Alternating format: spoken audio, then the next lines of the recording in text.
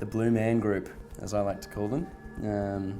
They recently retired from their show on the Vegas Strip and they've come to join us here on the Nowhere Boys. They weren't shadows to us when we were actually filming it. They were stunt guys in big blue lycra suits, body suits. With cut out white bits in their eyes so they can put, white eyes on in the edit. They're just dudes in blue morph suits.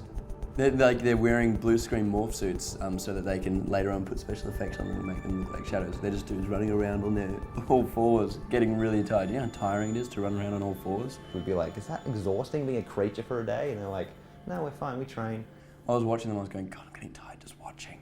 Not much acting was required because when there's an extremely muscular guy in a morph suit crawling around as a creature, it's pretty intimidating.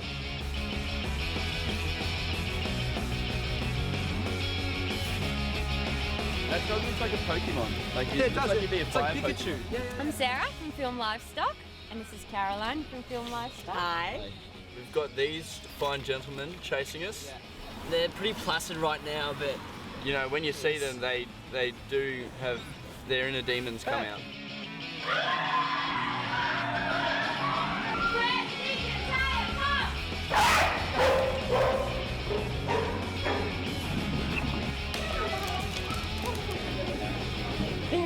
So we've got Fred over here. Stay. What? Yeah. So Fred's actually mine in the TV show. But this is Taya. Her real name's Taya. You got Duffy over here. She's 12 weeks old. And this is Deacon. Is it Deacon? Yeah. Deacon. So how do you get them to attack We us? keep poking them. Okay, so we've had about 3 weeks prep on these dogs. So it's a process that we use. Luckily, we've had some volunteers at home that have played you guys for us over the time that we've been training. Okay. So we've just taught the dogs to run after the people. And they've also been trained to show aggression behaviours. Whatever you do, don't look him in the eye. How do you do that? It's a lot of positive reinforcement. So what we do is we shape the behaviour of the dog. So they'll offer us maybe just a little bit of something that we like, maybe just a lip lift, and we reward that and we build on it. Can you get one of them to growl now? Yes.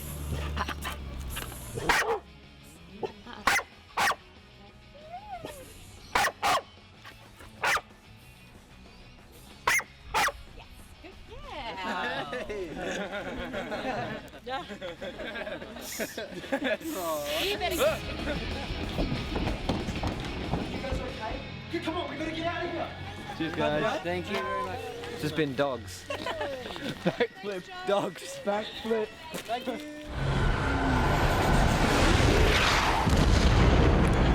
Run! The big thing that we had was a big tornado that chases the boys, and the tricky thing about that is, again, we've got a limited time to do it, and we're in the forest of the Dandenongs, which is not green screenable really in the time. So that was quite a challenge of how to cover that in such a way that we didn't have to erect green screens, which of course technology has advanced so much that you have options to do that. It's just time consuming. So it was about finding a part of the forest that was kind of open enough to give us space for a tornado, and removing the boys to one side so the tornado gets its part of the frame and then the boys get their part of the frame, and the tornado gets its own shot. Faster, nerd! Faster! This way! The other highlight for me is I've never worked with visual effects before, and that's been fantastic. It's just been a really fun kind of experience. The visual effects bees are really cool, and the crows are great, and then visual effects helps enhance the kind of dog threat that we're trying to create. So all of that is, I think, terribly exciting, and within the boundaries of the world that we're in, it kind of gives it another element. It really makes the magic come to life.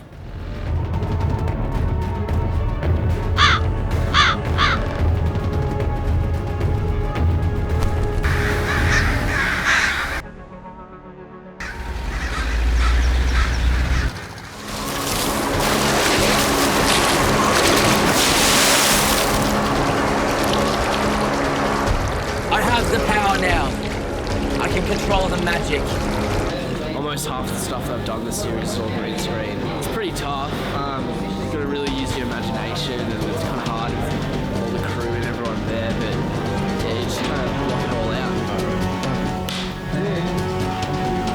You just kind of have to picture yourself as the demon in those scenes where there's nothing really there.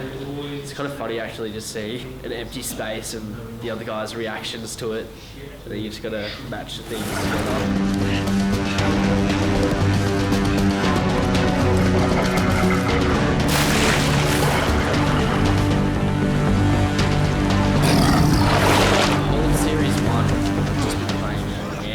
This is just such a contrast between, you know, a geek, and now I'm trying to play as some demon.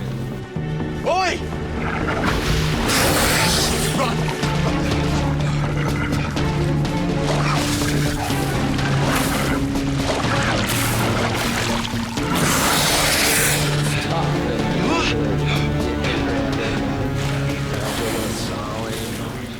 A lot of moving and stuff and trying to look angry, but that's all it is really.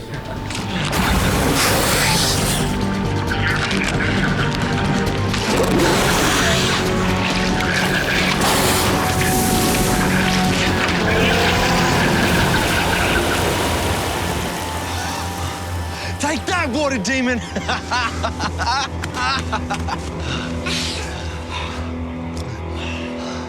So what we decided in the first instance was that our Mega Demon in Nowhere Boys 3 would evolve in several stages. The first stage would be these strange, scary black particles that can fly in any direction and come at you from the sky.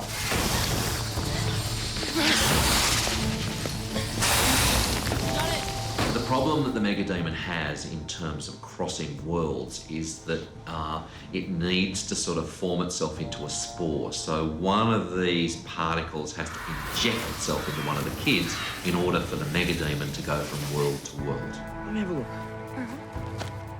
So when these spores grow inside the kids and they come out of the kids, they creep out of their backs without the kids knowing. They're called Atridax. Little is known for certain of the ancient Atridax, often referred to as the 4 pillars of evil. The next stage is that those 4 Atridax that have come out of the kids have to go back into particle form and fall into an egg, a freaky looking egg. Don't touch it. Yeah, we don't know what it is.